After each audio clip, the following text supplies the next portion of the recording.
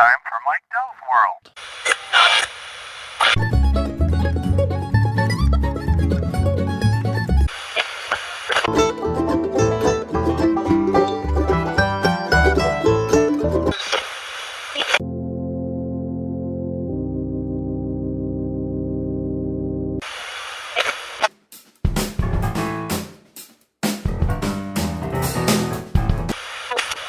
There it is. Hey, good morning, good evening, good afternoon, whatever the case may be. This is Mike, and it's episode 361. It's been about, a month and a couple of weeks anyway since I did one of these. It's been kind of a whirlwind of stuff going on. Nothing earth-shattering or too dramatic, just lots of stuff and lots of work and just staying busy. So actually turning on the microphone and talking here has been, as usual, not very consistent. But here I am. So to catch you up, I originally thought that after my cataract surgery that I had secondary cataracts going on. No, that wasn't it. It was just everything was still healing up. So my eyes have settled, and now I'm at 20/20 distance, and got to have some cheaters for anything up close. So it's good. And yesterday I actually got a pair of glasses, which are progressives, bifocal type, but they're clear on the top, and then they have the readers on the bottom. So when I'm sitting here at the computer, I just put the glasses on. No big deal. But for daily life, watching TV and driving and all that stuff, I don't need the glasses anymore. So that's been a game changer. It's the biggest thing I noticed is when I wake up in the middle of the night, I can actually read my alarm clock, see what time it is. So that's a good thing.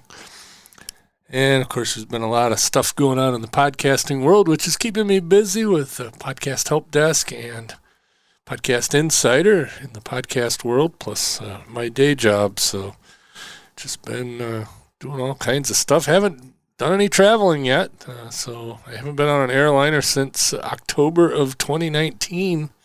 Actually, I think September of 2019, something like that. So it's been a while. Probably be a while yet before I go anywhere in an airliner anyway. Next trip I have planned is a podcast movement to Nashville, but I'm sure over the summer I'm going to do a couple of trips, probably one Columbus trip and one to another location to do some video work for the day job. So, but that's not a big long road trip and nothing to do with airliners. And in fact, Nashville, I'll probably drive it. That's going to be in August, so August will be a good time to do a road trip. So I'll probably do that. And if everything goes as planned, we'll end up doing quite a few trips this fall. And early winter, I guess. So we'll see. But looking forward to getting out and about a little bit. It's still in the middle of the kitchen project. I don't know if I mentioned it last time, but that would have been about a month and a couple of weeks ago. I think we might have started on that then. But it's still in progress. We had a little trouble with a cabinet that wouldn't fit in the house. Literally could not get it to the kitchen without cutting holes in the house, and we're not going to do that. So we came up with a different plan, which put in about a 2-week delay in getting the new cabinets to replace the one we couldn't get in the house. But we got all the cabinets mounted, got the floor done, got the painting mostly done. Probably when we're done with the whole thing, we have to do a little more painting, but got all the cabinets and drawers and doors and shelves and all that stuff installed, and looks pretty good. Now we're just waiting on the countertops to get built, and then to hook up the sink. And we'll have a sink again, and we'll have an actual kitchen. Then the job goes to, okay, well, what are we going to do with all the stuff?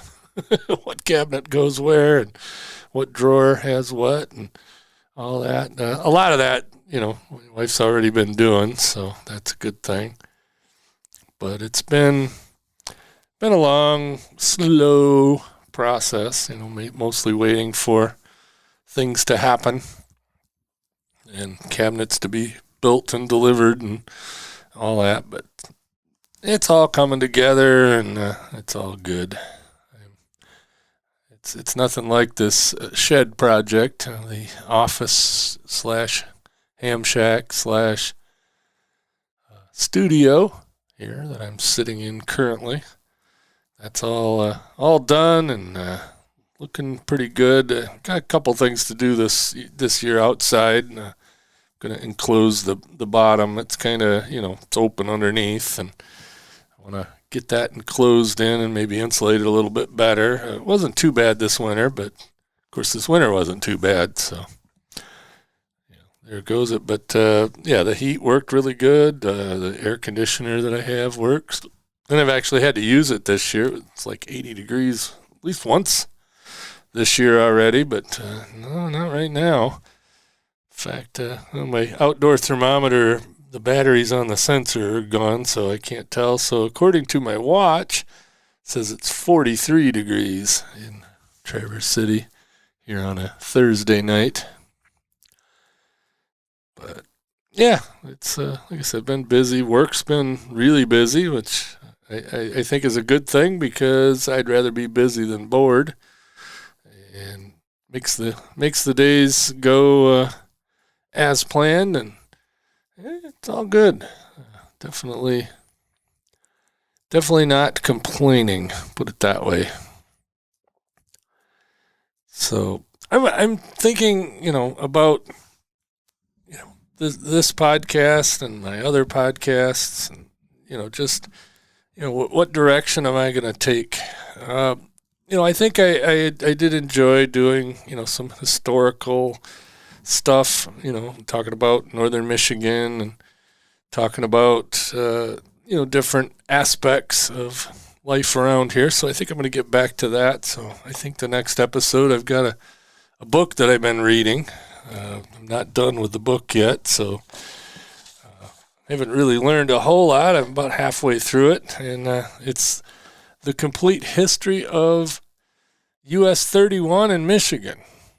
I know that sounds weird and very geeky on a non-technical level, but it's pretty cool. It's a history of the route of US 31 and some of the towns and things along the way, and some of the history of some of the sights to see along that route. And since I live 2 blocks away from US 31 as it comes into Traverse City from the north, kind of interesting. So I'm going to work on that. I also been doing a little research of fast food stuff. I had for a while the Fast Food History podcast, but of course, me being as inconsistent as I am with podcasts, that didn't stay going. But I still want to do some of those things, because I have a few fast food places I'd like to learn about and then pass on the history of. So I'm going to probably throw some of those in there. And of course, some of you that have been with me a long time remember Jim Farley and I had one called What's Up With That? And I think we've done 1 or 2 episodes of that on this feed, and I think we're going to do that again as soon as I can catch up with Jim. Since he's retired, he's been too busy to do anything. So Jim, if you're still listening, we need to get together and do a What's Up With That, because I want to know what's up with that. And I should have had that keyed up, but part of the problem is I'm just an old man. So, yeah, no, not really. Feeling a little older, and of course, every day we get older. But, it makes me, nostalgic. And, yeah, I want to do some more sound seeing tours. There's a couple of places I'd like to just grab the portable recorder and go check out this summer, especially, it's a tourist area, and maybe I'll hit some of the touristy spots around here and do a little sound seeing tour. And of course, I do have the video channel now, so maybe I'll do some in video. In fact, I thought about doing that here, going live on YouTube or whatever and doing a video. But, it's kind of boring me sitting here in front of the computer in the evening and enjoying a barley pop and all that. But, I'd really like to, go up to sand dunes and Pierce Stocking Drive and the Music House Museum. It's just, a couple of miles away. And, just show and or talk about, what's going on at those places. And, those of you that are not in northern Michigan, or those of you that are in northern Michigan know all about this stuff, but, how many of us locals actually go to the touristy spots? Most of us don't. And to that end, there's no Cherry Festival Air Show this year. The Cherry Festival is going on, but they're not going to do the Cherry Festival Air Show, or at least they haven't announced one yet. And I do believe they're going to forego that another year. There's going to be some of the parades, I guess. They did cancel the Traverse City Film Festival for the second year in a row. Of course, the local theaters, the two theaters owned by the film festival, have really not been open yet since this whole COVID thing started. I don't know if they will be anytime soon, although Michael Moore, the guy that's kind of behind that, and regardless of what you think of him politically, to the film industry and to Traverse City, he's done some good stuff. And that's okay. And, they had said that they're going to, open the Bijou by the Bay and the State Theater, the two theaters, and start doing some limited films and whatnot. I used to go to the State Theater when it was just a regular theater. They had it,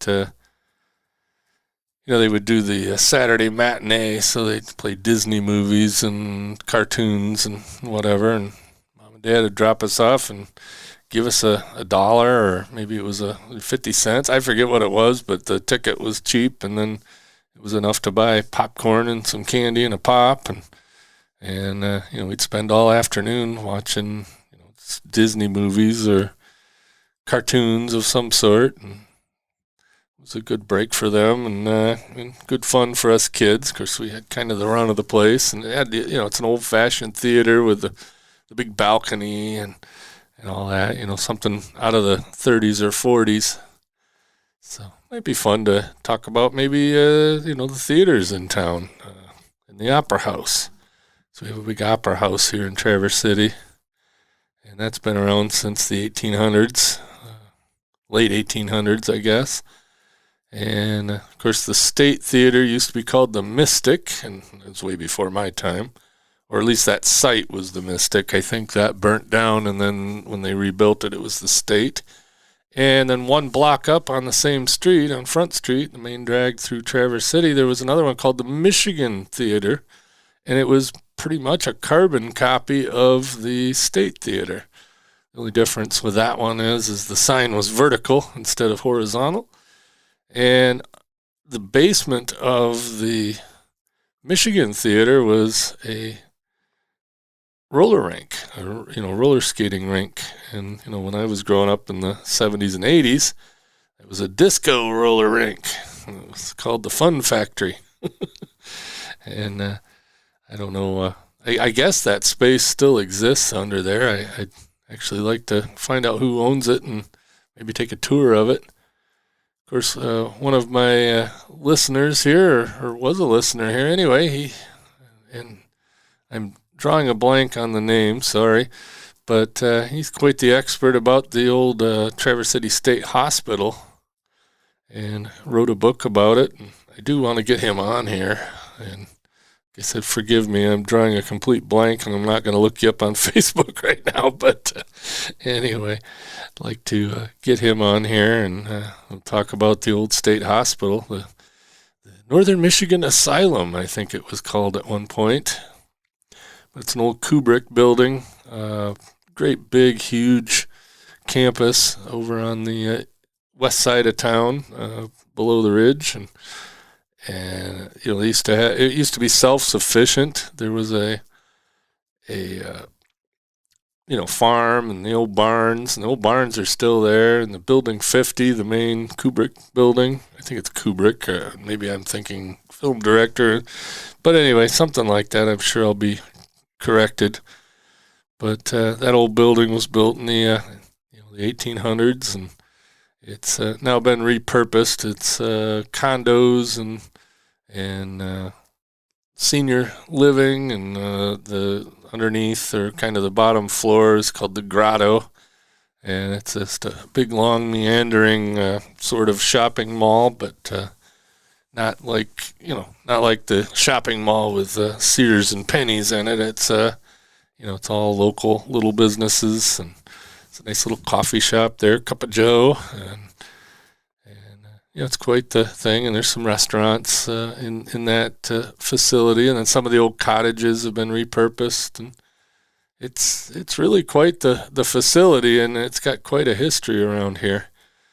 One of my neighbors when I was growing up, Ken Ankerson, he was the head farmer for the state hospital, and some of the I guess patients, you'd call them, I don't know, inhabitants of the asylum there would help with the farm work, and they grew all their own vegetables, and they had beef and pork and chickens, and had their own eggs, and it was pretty self-sufficient as far as all that stuff. Plus, it was good work for the inhabitants to do that. And they had a school there, and there's still a school there. But it's not the same type of thing that it was. And they had their own power plant, and it was kind of a facility onto its own. And I guess there were several of those facilities throughout the country. And this is one of the few remaining buildings like that. So anyway, be fun to talk about that with. I wish I could remember his name. I'm truly sorry, I don't remember. But anyway, we'll get him on here, and maybe have him come over here to the studio shed, and we'll talk old history in Traverse City.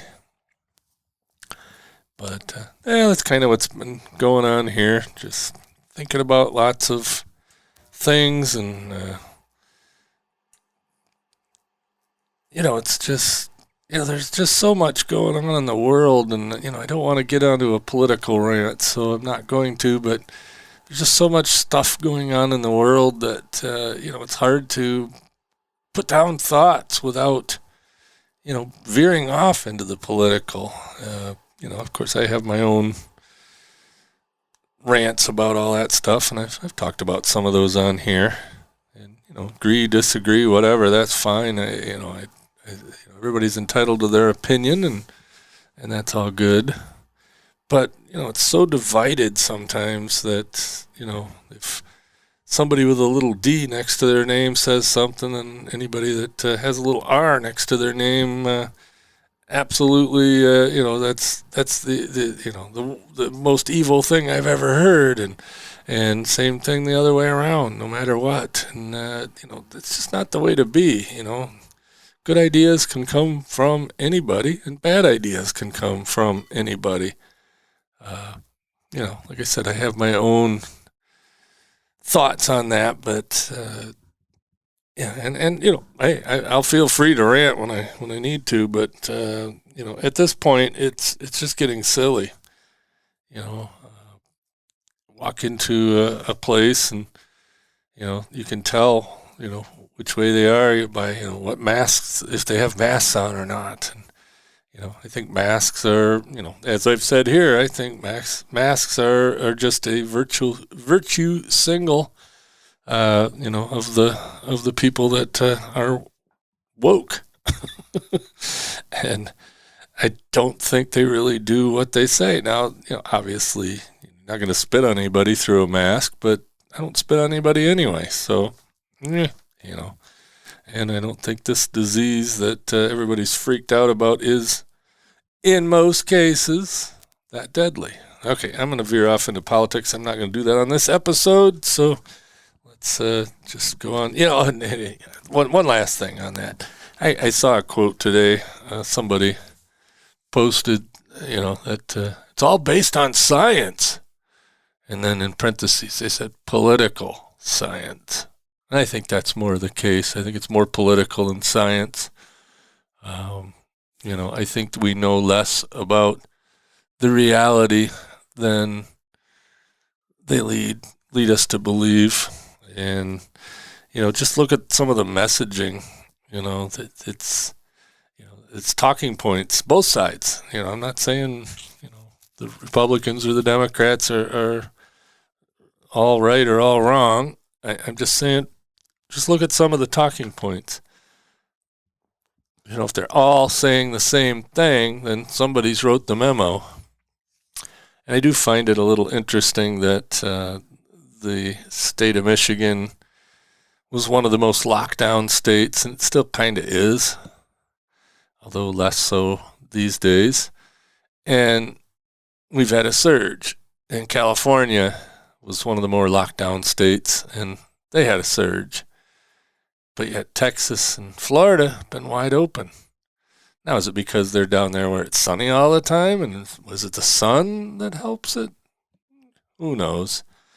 But, I think that, regardless of what the level of lockdown or not lockdown, I think it's just common sense.